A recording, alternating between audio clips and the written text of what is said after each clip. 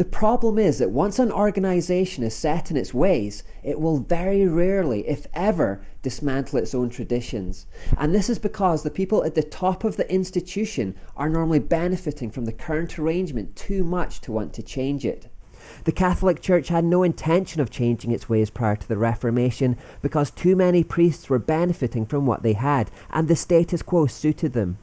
It took a radical group of reformers to expose the old corruption and begin again.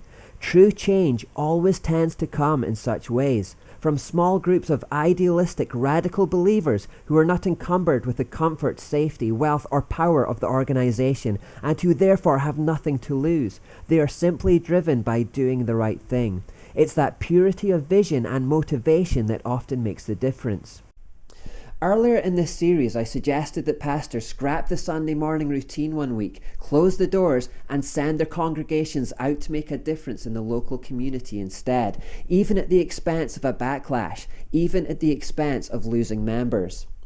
Unfortunately, I find it hard to see pastors doing such a thing because of the potential fallout.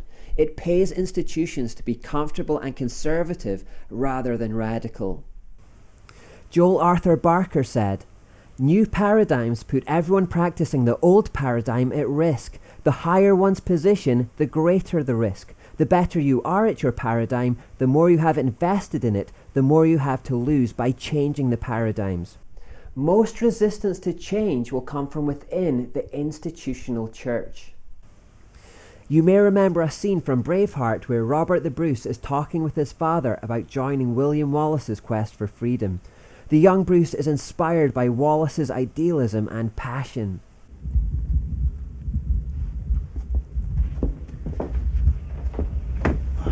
This Wallace, he doesn't even have a knighthood, but he fights with passion, and he inspires. And you wish to charge off and fight as he did, eh? So would I, eh? Well, maybe it's time. It is time to survive. You're the 17th Robert Bruce. The 16 before you passed you land and title because they didn't charge in. Call a meeting of the nobles. They do nothing but talk.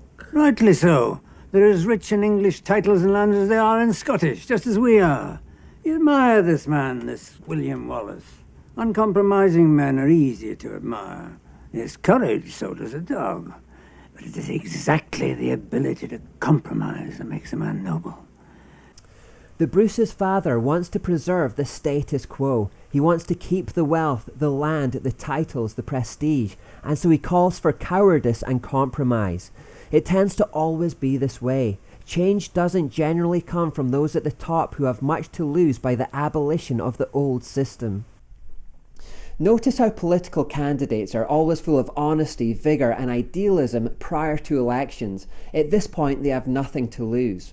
Then, when they're voted into office, all of their idealism goes out the window and they're suddenly prone to compromise.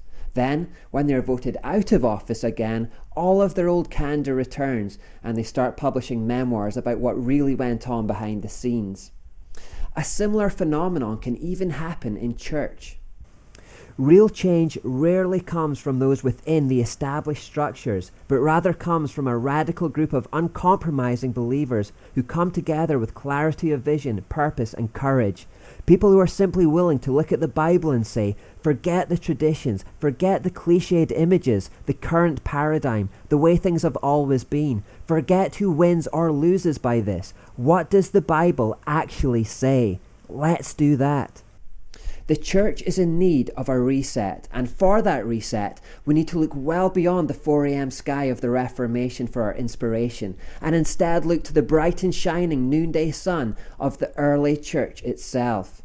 Pastors, I want to appeal to you right now that if anything has made sense about this series so far, please don't ignore it and go back to the old routine because it's comfortable or safe, or because you're afraid of what might happen. The church and the world needs this change.